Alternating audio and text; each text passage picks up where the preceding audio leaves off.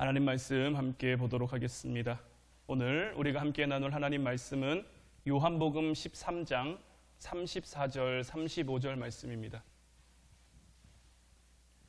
요한복음 13장 34절 35절 말씀, 우리 다 같이 한 목소리로 말씀 함께 보도록 하겠습니다. 새 계명을 너희에게 주노니 서로 사랑하라.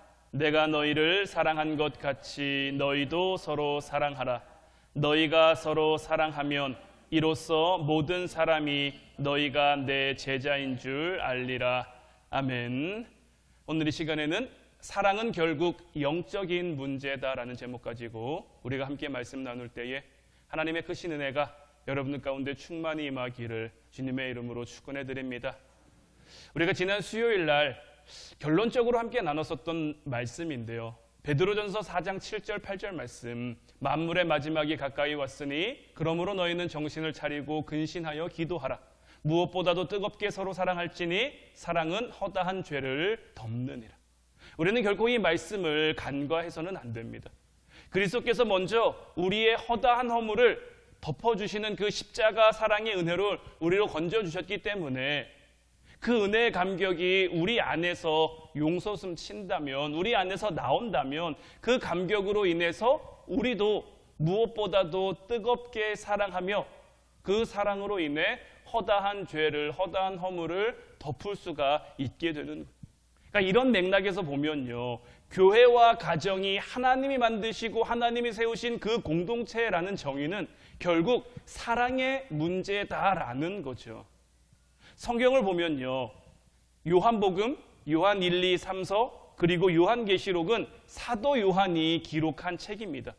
이것들을 묶어서 요한문헌이라고 부르는데, 이 요한문헌들은 하나의 공통 주제를 가지고 있어요. 그건 뭐냐면 서로 사랑하라는 거예요. 이 사도 요한이 쓴 모든 책에는 사랑이 중심이고 사랑이 핵심입니다. 그래서 이 요한이 기록한 성경을 보면요, 사랑하라는 말이 굉장히 많이 나온다는 말이에요. 그럼 요한은 왜 이토록 사랑을 강조했느냐? 그 시대의 자료를 보면요, 다른 제자들은 예수님을 따라 순교했죠. 베드로도 순교하고 도마도 순교하고 다른 안드레나 이런 모든 제자들이 다 순교했는데 누구만 순교하지 않고 끝까지 남아 있었습니까? 요한만 끝까지 남아 있었단 말이에요. 그러다 보니까 그 당시에 이 요한을 중심으로 사람들이 모여서 요한 공동체라는 것을 만들었는데, 이 요한 공동체를 보면요, 굉장히 다양한 사람들이 모여든 거예요. 여러 가지 배경을 가지고 있는 사람, 여러 가지 사정을 가지고 있는 사람, 여러 가지 상황 가운데 놓여 있는 사람, 이런 사람들이 그냥 다 모여들다 보니까 서로 간에 다툼이 생길 때도 있고 분쟁이 생길 때도 있는 거예요. 게다가 이단들까지 그 모임 안에 들어와서 공동체가 굉장히 혼란하게 된 거죠. 그래서 요한은 이 요한 문헌들을 통해서 당신들의 배경은 다르지만, 가치관도 다르지만, 가지고 있는 사상이 다를 수도 있지만, 그것 때문에 우리가 서로 다툴 것이 아니라 그것을 포용하고 그것을 용납하고 사랑으로 하나 돼야 하는데, 이 사랑이 없으면 우리가 진정한 그리스도인이라고 이야기할 수 없다, 이야기하기 어렵다라는 이 메시지를 요한 문헌 안에 담아 놓은 거예요. 우리가 살아가는 지금 이 시대 가운데도 사도 요한의 이 메시지가 절실히 필요하다라고 여겨집니다. 굉장히 많은 분열과 갈등이 이 시대 가운데 있어요. 세대와 세대 사이에도 갈등이 생겼고요, 남자와 여자 사이에도 갈등이 많이 생겼고요, 여러 가지 갈등들, 심지어는 셋만 모여도 다툼이 난다, 분열이 난다, 이런 게 있을 정도로 그 고를 메울 수 있는 유일한 공동체가 예수 그리스도의 그 십자가로 하나 되는 우리 가정 공동체와 교회 공동체가 되어야 하는데, 가정도 참 많이 무너졌죠. 교회도 참 많이 무너졌단 말이에요. 교회도 변질되고 타락돼서 교회 안에서도 분열과 다툼이 얼마나 많이 일어나는지 모르겠어요. 참 부끄러운 일입니다만은 목사님들 간에도 서로 소송하고 싸우는 일들이 왜 그렇게 많은지 모르겠어요.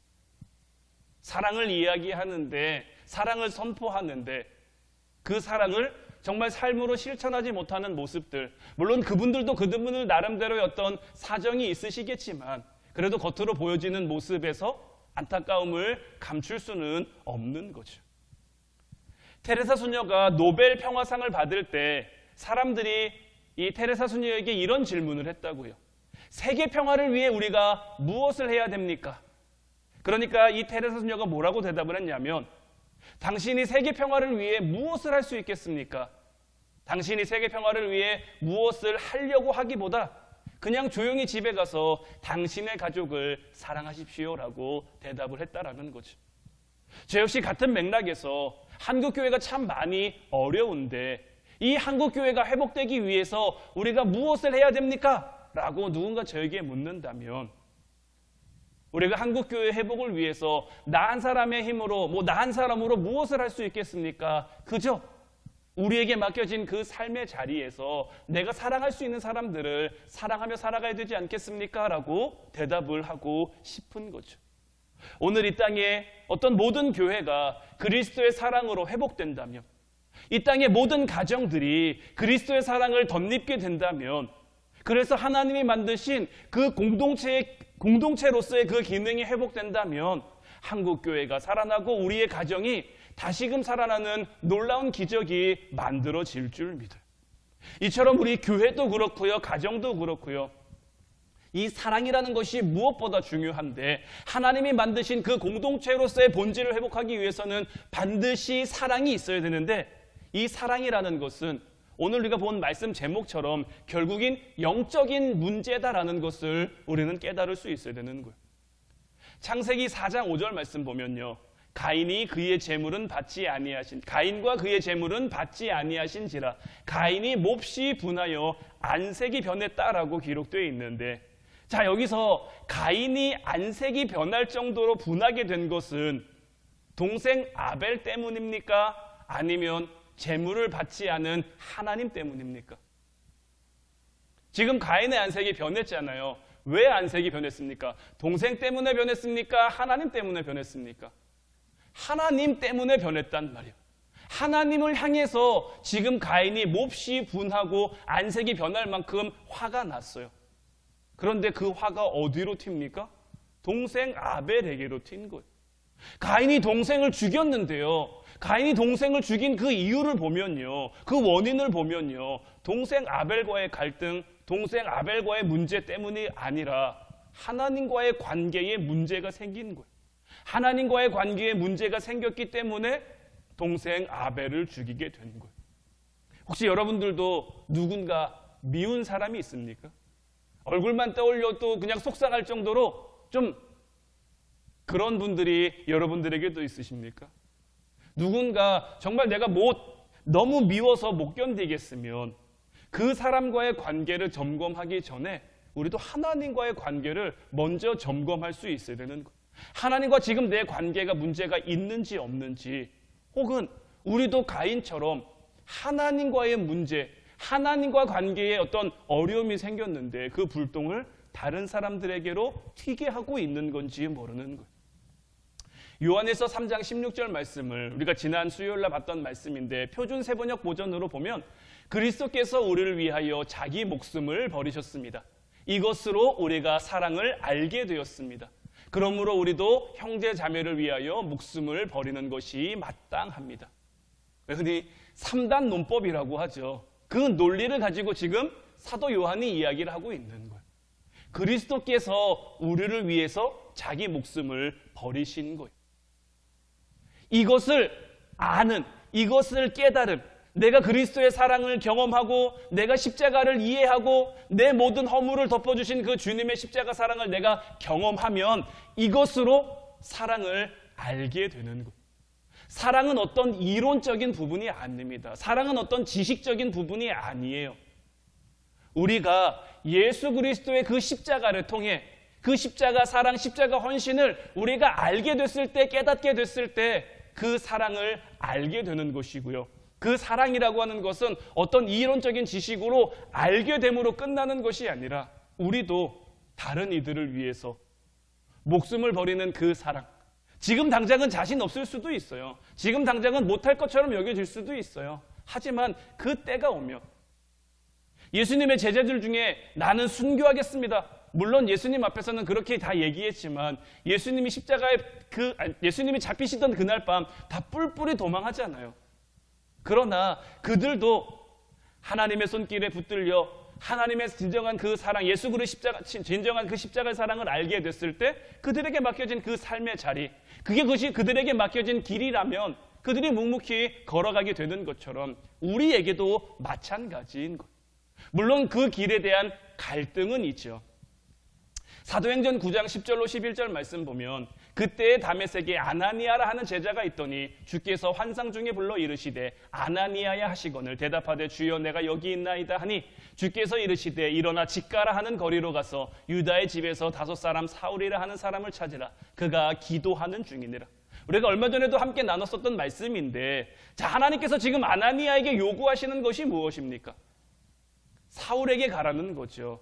그 포악한 사울, 그 지금 잔인한 사울, 그 나쁜 사울, 그 못된 사울에게 지금 하나님께서 아나니아로 하여금 가라는 거예요. 아나니아의 입장에서는 얼마나 난감한 명령입니까? 그에게 사울은 정말 원수 같은 사람이란 말이에요. 생각만 해도 속상한 사람, 생각만 해도 나쁜 사람, 생각만 해도 기분이 좋지 않은 그런 사람이 사울인데 하나님께서 지금 아나니아에게 사울에게 가라고 말씀하신단 말이에요. 그러니까 아나니아가 뭐라고 대답을 합니까? 사도행전 9장 13절 14절 말씀을 표준 세번역 버전으로 보면 아나니아가 대답하였다. 주님, 그가 예루살렘에서 주님의 성도들에게 얼마나 해를 끼쳤는지를 나는 많은 사람에게서 들었습니다. 그리고 그는 주님의 이름을 부르는 사람들을 잡아갈 권한을 대제사장들에게 받아가지고 여기에 와 있습니다. 지금 아나니아가 하나님 앞에 이렇게 말하는 그 의도는 뭡니까? 하나님 곤란합니다. 하나님 난감합니다. 하나님 어렵습니다. 하나님 하고 싶지 않습니다라는 거죠. 내 동료를 잡아 죽인 원수인데 그 사람만 생각하면 내 안에 미움이 생기는데 주님이 말씀하셨지만 나 이거 안 하고 싶다라는 그 표현인 거죠. 그런데 우리가 잘 아는 것처럼 결과가 어떻게 됐습니까? 아나니아는 자기의 감정을 내려놓고 자기의 미움, 자기의 분노를 뛰어넘어 하나님이 주신 그 말씀에 순종했죠. 그러자 어떤 일이 일어납니까? 아나니아는 그 위대한 바울 사도가 탄생하는 그 일에 하나님의 쓰임받는 하나님의 동역자가 될 수 있었던 거죠. 용서라는 그 영역의 문제는요, 내 감정을 의지하는 게 아닙니다. 내 마음이 좋아질 때까지 기다리는 것도 아닙니다. 그저 하나님이 내게 말씀하셨기 때문에 지금 당장은 그만 생각하면 좋지 않을 수도 있어요. 그 사람만 떠올리면 기분이 나쁠 수도 있어요. 하지만 의지적으로 내가 결단하는 거예요. 주님 앞에 아나니아처럼 우리도 솔직해지는 거예요. 주님, 나 그 사람만 생각하면, 그 일만 생각하면, 그런 경험만 생각하면 기분이 좋지 않습니다. 기분이 나쁩니다. 속상합니다. 하지만 주님이 말씀하셨으니까 내가 일단 순종하겠습니다. 내가 순종하고 나아가면 내가 기쁘게 그를 용납하고 받아들이고 용서하는 그 반응을 보이면요, 하나님께서 내 감정도 따라갈 수 있도록 하나님께서 우리의 삶을 그렇게 이끌어 가시는 거예요. 그리고 그런 일들을 통해서 우리가 바울과 같은 위대한 인물은 되지 못한다고 할지라도 어떤 내 용서라는 그 도구를 통해, 어떤 내 마음을 그 내려놨다라는 그 도구를 통해 바울과 같은 그 인물을 변화시키는, 하나님의 사람으로 변화시키는 그 일에 쓰임받는 그런 하나님의 동역자로서의 역할을 우리가 감당할 수도 있는 거죠. 바라기는 여러분들 모두가 정말 아나니아처럼 하나님 앞에 쓰임받을 수 있기를 주님의 이름으로 축원해 드립니다. 오늘 본문 말씀은 이런 맥락에서 우리가 볼 수 있었으면 좋겠어요. 새 계명을 너희에게 주노니 서로 사랑하라. 내가 너희를 사랑한 것 같이 너희도 서로 사랑하라. 너희가 서로 사랑하면 이로써 모든 사람이 너희가 내 제자인 줄 알리라. 주님께서 우리에게 새로운 계명으로, 새로운 명령으로 주신 말씀이에요. 우리로 하여금 서로 사랑하래요. 어떻게 서로 사랑하라고 말씀하십니까? 내가 너희를 사랑한 것 같이. 주님이 우리를 어떻게 사랑하셨습니까? 자신을 내어줬죠.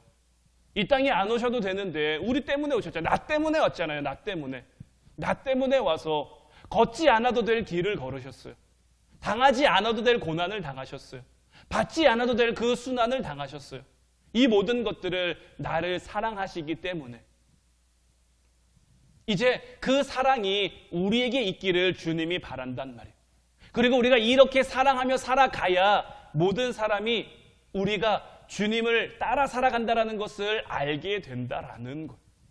그런데 이 사랑이요, 결코 우리에게 쉬운 사랑은 아니고요, 우리 힘으로 할 수 있는 사랑도 아니다라는 데 문제와 어려움이 있는 거죠. 이 말씀 후에 바로 어떤 말씀이 이어지냐면요, 시몬 베드로가 이르되 주여 어디로 가시나이까? 예수께서 대답하시되 내가 가는 곳에 내가 지금은 따라올 수 없으나 후에는 따라오리라. 베드로가 이르되 주여 내가 지금은 어찌하여 따라갈 수 없나이까? 주를 위하여 내 목숨을 버리겠나이다. 예수께서 대답하시되 내가 나를 위하여 내 목숨을 버리겠느냐? 내가 진실로 진실로 내게 이르노니 닭 울기 전에 내가 3번 나를 부인하리라. 그러니까 예수님이 잡히시기 전에 이제 제자들에게 그 사랑의 모든 것들 다 보여주신 후에 이제 너희가 서로 사랑해라. 내가 너희를 사랑한 것처럼 너희가 서로 사랑해라. 이렇게 했단 말이에요. 그러니까 베드로가 예수님의 말을 들으니까 뭔가 떠나는 사람 말 같잖아요. 그래서 주님 어디로 가십니까? 그러니까 베드로에게 이야기하시는 거죠. 내가 가는 곳을 지금 너는 따라올 수 없다. 그러나 후에는 따라올 수 있게 될 거다. 그러니까 베드로가 얘기하는 거예요. 주님, 지금은 내가 어찌하여 따라갈 수 없습니까? 내가 주님을 위해 내 목숨을 버리겠습니다. 베드로의 이 말은요, 사실 지금 이 순간으로 봤을 때는 거짓말이 아닙니다. 베드로는 정말 자기가 그렇게 할 수 있을 줄 알았어요. 자기는 그런 사람이라고 생각했어요. 그런데 예수님이 말씀하시죠. 네가 나를 위하여 네 목숨을 버리겠느냐? 네가 닭 울기 전에 3번 나를 부인할 거다. 그리고 어떻게 됩니까? 우리가 잘 아는 것처럼 정말 베드로가 예수님이 잡히시던 그날 밤에 닭 울기 전에 3번 예수님을 부인하잖아요. 그냥 부인만 합니까? 욕하며 저주하며 부인하잖아요. 거기에 베드로가 그 닭 울던 그 순간 예수님의 이 말씀이 생각나면서 베드로가 거기서 무너진 거잖아요. 우리의 힘으로 하는 데는요, 한계가 있는 거예요. 우리의 힘으로 하는 데는 부족한 게 있는 거예요. 결국 사랑이라는 것은 영적인 문제인 거예요. 우리 사람의 사랑, 인간의 사랑에는요, 다 한계가 있어요. 한없는 사랑, 정말 부족함 없는 그 사랑은 하나님이 우리에게 주신 그 사랑으로 우리가 덧입어져야만 가능한 거란 말이에요. 그렇기 때문에 우리가 뭐 해야 되겠습니까? 그래서 우리가 기도해야 되는 거예요. 예수님이 우리에게 주신 말씀 중에 이런 말씀이 있죠. 기도 외에는 이런 능력이 나갈 수가 없다라는 말씀. 사랑의 능력도요, 기도하지 않으면 우리가 할 수 있는 게 아니에요. 기도하면요, 그 사람을 사랑할 수 있는 힘을 우리에게 주시는 거예요. 그 사랑을 결단할 수 있는 능력을 우리에게 주시는 거예요. 이제 바라기는 정말 저와 여러분들 모두가 예수님이 우리에게 마지막으로 주신 이 3 계명을 너희에게 주노니 서로 사랑하라. 내가 너희를 사랑한 것 같이 너희도 서로 사랑하라. 너희가 서로 사랑하면 이로써 모든 사람이 너희가 내 제자인 줄 알리라. 이 말씀, 이 사랑의 능력이 정말 우리를 살게 만드는 그 원동력이 될 수 있었으면 좋겠어요. 우리 화운교회가 지금껏 좋은 교회로 잘 세워져 왔어요. 여러분들의 헌신, 여러분들의 수고, 또한 여러분들의 사랑 까닭에 지금까지 잘 걸어왔고, 이제 앞으로도 주님의 때가 언제 이곳에 임할지는 우리가 알 수 없으나 그때까지 우리가 맡겨진 그 길을 걸어가야 되는 거잖아요. 그 길을 걸어감에 있어서 우리에게 가장 중요한 것이 무엇이냐? 바로 이 사랑인 거예요. 믿음, 소망, 사랑 이 3가지는 항상 있을 것인데 그 중에 제일은 사랑인 거고요. 고린도 교회 말씀도 드렸죠. 그 교회는 영적인 능력이 많은 교회였어요. 방언도 하고 예언도 하고 뭐 치유의 신유의 은사도 있고 여러 가지 은사가 많은 것지만 결국 사랑이 없기 때문에 사도 바울은 그 교회를 가리켜 어린아이와 같은 교회다라고 표현하면서 사랑을 강조하며 사랑을 이야기했었죠. 우리 화운교회도 저는 마찬가지였으면 좋겠어요. 우리 교회를 통해 기도응답도 많이 나타나고 여러 가지 놀라운 역사들도 많이 나타나고 여러분들이 하나님의 은혜, 하나님의 축복 많이 받았으면 좋겠는데 그런 것들보다 앞서 우리 교회가 다른 이들이 우리 교회를 향해 화운교회는 어떤 교회지 했을 때 사랑이 넘치는 교회, 사랑이 가득한 교회, 사랑할 줄 아는 교회, 사랑을 베풀 수 있는 교회, 그런 교회로 우리 교회가 불렸으면 좋겠고요. 하나님 보시기에 우리가 그런 교회 될 수 있었으면 좋겠어요. 그런데 그런 교회는 물론 우리가 열심히 애쓰고 노력해야겠으나 우리의 애씀과 우리의 노력만으로 이룰 수 있는 그런 교회가 아니죠. 하나님이 우리를 사랑하신 그 사랑을 내가 담게 하옵소서. 하나님의 성령이 우리와 늘 함께 하셔서 베드로도 저 때는 안 됐어요.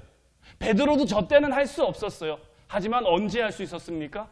하나님의 성령이 그에게 임했을 때, 하나님의 성령이 그에게 임하자 주님이 지금은 갈 수 없었던, 그때는 갈 수 없었던 그 길을 베드로도 다른 제자들도 갈 수 있게 된 거죠. 이제 우리도 하나님의 성령을 의지하여 하나님의 성령이 이끄시고 인도하는 곳을 향해 함께 걸어갈 수 있었으면 좋겠어요. 그것을 위해 우리가 뭐 해야겠습니까? 함께 기도해야겠죠. 우리가 기도하면, 우리가 기도할 때 하나님께서 우리의 기도에 응답하셔서 우리 교회가 그런 교회, 여러분들의 가정이 그런 가정 되게 하실 줄로 믿습니다. 이제 우리 같이 찬양하고 기도하길 원하는데 오늘 이 시간에는 하나님의 은혜로라는 이 찬송가를 함께 고백했으면 좋겠어요. 저는 이 후렴 가사를 참 좋아하는데 내가 믿고 또 의지함은 내 모든 형편 잘 아는 주님.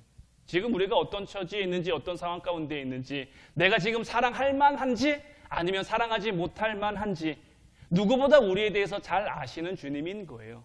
그 주님을 우리가 믿고 의지하고 나아가면요 우리를 보호해 주시고 우리를 지켜주셔서 가인처럼 안색이 분해 하나님과의 관계에 실패해 그 불똥을 다른 사람과의 관계를 실패하는 그런 대로 튀기는 것이 아니라 그 모든 것들을 넉넉히 덮을 수 있는 사랑으로 용납하며 사랑으로 그 허물을 덮으며 하나님의 사랑을 이 땅 가운데 세워 하나님의 나라가 임하게 하는 그런 저와 여러분들이 되게 하실 줄로 믿어요.